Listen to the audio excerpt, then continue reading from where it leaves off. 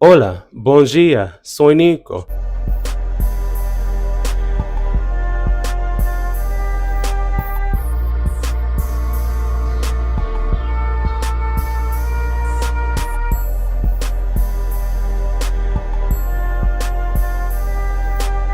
I didn't say that word. You said it. What do you think? You said it. Is that what you think? I'm asking. You said it. I didn't say it. She's not going to go there. I think she just did. No, you said it. I didn't say anything. You said it. Is that what you think? I interview people, Cynthia. So Well, I'm saying you said that. Why did you say that? Because I I think didn't say every it. time women don't get along is the first thing people think. And sometimes it's true and sometimes it's not true. And I think that that's probably what a lot of people assume, is that they're jealous. And today we are here to finish off another wonderful week's worth of content. Well, yes, I know I said you're going to be seeing more of me this year, and you are. I've actually been debuting the Nico's Quick Chat series on Patreon. So there's at least 2 to 3 videos that will be dropped next week, but I wanted to maybe do it Monday, Wednesday, Friday, rather than 2 videos a day so I don't burn myself out. Basically just adding more videos in, but not committing to like a flood series. So, if you like that, or if you like this kind of content, make sure to follow me on patreon.com/Nicosaesthetics for more exclusive videos, weekly live streams to be a part of the live streams that happen every Thursday at 5 p.m. and 7 p.m. CDT, where we have multifaceted conversations with a varied panel depending on the week. If that sounds interesting to you, definitely tune in. Now, last video's comment. In 2025, Nico is going to be dropping dossiers on everybody and keeping people accountable. And that's what I plan to do. I mean, that's what I've been doing recently. But as of now, instead of taking accountability or just saying I'm not going to address it, if you decide to attack me personally, I'll just meet you there. Not personally. I'll meet you halfway and still discuss the facts, the tea, and the receipts I have. But I'm not going to let you talk crazy to me because you wilded out on the internet. Now that we've gotten that out of the way, today we're going to be discussing something fairly interesting. Racism is bad, unless it's against black people. Nico! I know. As always, this is going to be a candy-coated conversation because I like money. And I will be monetized for my work. I'm not going to be keeping it real to the point that I'm not getting a check. But today we're going to be talking about somebody that is fairly popular between the white OnlyFans community, black OnlyFans community, and the Asian OnlyFans community. Today we are going to be talking about Caged Jock. So, I vaguely know who Caged Jock is, but it's not like I actively watch his content, but I was tipped off about his past. Nico, what do you mean? To my knowledge, Caged Jock is within his late 30s. He has been doing OnlyFans and content creation for a long time, and he also owns a cage company, called Steelworks. But he had a blog called Caged Jock, where he originally made his debut, not only posting his own pictures and videos, but also his fantasies whenever he would see a scene that he enjoyed a little bit too much. From there, it gets troubling. Because as of late, within the last 5 years, he's been making social comments basically discussing how, within the industry, Asian men are constantly overlooked or emasculated, and he says that this is due to racism within Hollywood to make one group of people feel better than the other, basically acknowledging that his group of people are discriminated against actively by demasculation, saying that they are unattractive because Asian hate is real. I'm not going to sit up here and pretend like it's not. We all saw what happened during the, along with how people are actively treated on apps. You remember the original app days where there would be no such stereotypical names for groups of people. But it was interesting to me because I've seen him throughout the years partner with black, white, Latino, Asian. He's very much open to all. But he acknowledged himself that when he was 17, he did say some problematic things, but he has grown past it. Now, to my knowledge, he is in his late 30s, but let's give him credibility and say that what he was saying was when he was 17.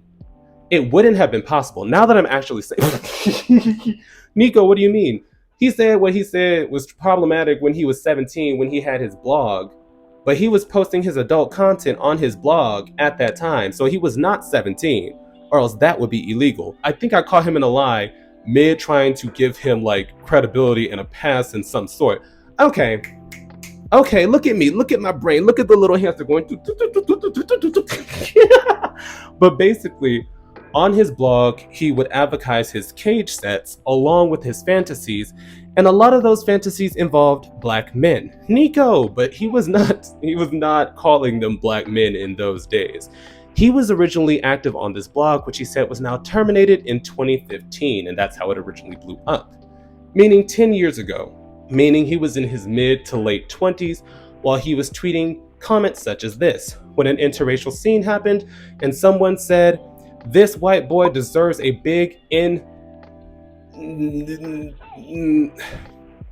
trying to think of a word that won't get me demonetized. Ding dong." He began to retweet a caption that said, "The bigger the better, it's never too big," saying that a white boy deserves to be you-knowed by a large ding dong. And from there, more reposts came out of another interracial scene where he captioned it, "White owner's son was craving some ding dong, so he decided to sneak into the woods and get attacked by a ding dong." And he continued to say things like that, basically retweeting pages such as Mandingo Fantasy and other black oriented, if we can call it that, blog sites. And once again, he could not have been 17 when he was doing this, because I caught myself mid-conversation, because he was also uploading his own content along with his Caged series in 2015. So he was most likely in his mid to late 20s while saying these things, though now he is publicly no longer basically saying these things. And the way I can tie this blog back to him is because he was actively advocating and claiming it on his social media just 5 years ago. These tweets are still up linking himself to said blog. So the real question comes at hand now. Do we allow this kind of conversation about black people and other minority groups to age out as someone continues their career because they're no longer actively saying these harmful things, but they said so originally with a fully formed mental lobe, meaning they knew what they were saying and they believed what they were saying? Because we've seen this situation happen more recently in politics, where Indian Americans were basically anti-Black lives, anti-other minority groups getting their rights, and very pro-MAGA. But when the situation with Elon Musk happened with his outward hiring of different ethnicities in his company, because he personally feels that America has not oriented education before jockhood and or physicalities, making us less prepared to work in businesses in our own country. And suddenly the MAGA group of people turned on Indian Americans, and a lot of Indian Americans suddenly said, "I don't understand. Why is the leopard eating my face party finally eating my face?" Basically seeing, oh, racism is bad when it's done to me, and I did not expect it to be done to me because I was aligned with you in dehumanizing them. It's an interesting conversation, and I definitely like your opinions down below, seeing as how this is alarming for someone who has collaborated with a large variety of people who I personally thought must have been accepting, since he is open to everyone. But with that, the conversation is now in your hands, and I would like to hear your opinions down below. How do you feel about other minority groups actively putting down other minority groups, trying to basically seem better than, but then coming to the realization that they are also being ostracized when they realize they are not a part of the ruling party? How do you feel about Caged Jock making his debut on Tumblr via anti-black rhetoric along with fetishization of black bodies, and then continuing to go forward and collaborate with multiple big name black performers? I would definitely like to hear your opinions down below, and I will see you guys next time. Boop. And now for a brief yet sincere shout out to this week's Third Eye Tier subscribers, Ree Griff and Anthony H. Your continued support is greatly appreciated, and thank you once again to everyone who supports the channel. We're almost at 40K girlies. 2025 starting out strong. Unfortunately, this week's live streams will be canceled because I will be staying in Orlando to finish off some work before I go back to New York City, and I'll be staying at a friend's place who has 2 dogs, so it will be a bit hectic. But I will see you guys next time once I'm back in New York City. 2025, Nico is in 2025. Now that we've gotten that out of the way, today we're going to be just.